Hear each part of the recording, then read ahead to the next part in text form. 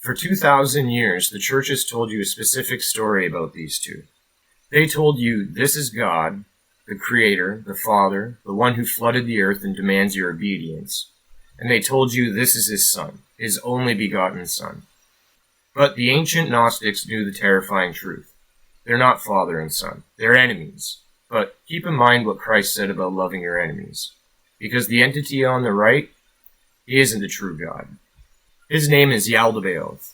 He's the God from the Old Testament, the Genesis God, the God that flooded the entire planet, Yahweh.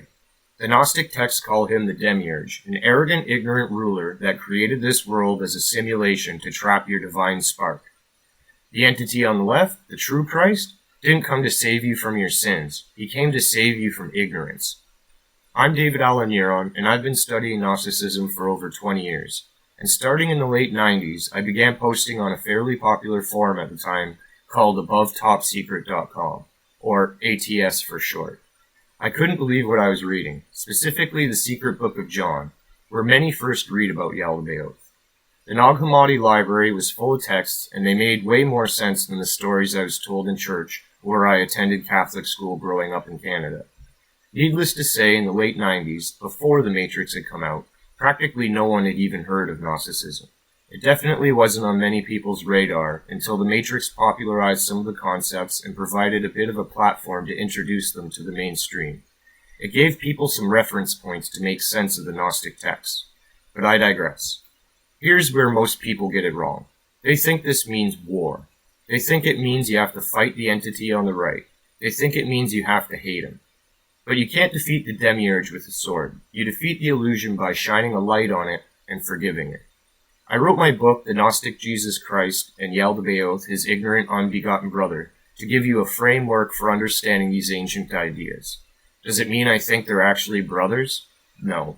But it helps you understand some of the more complicated dynamics of Gnosticism.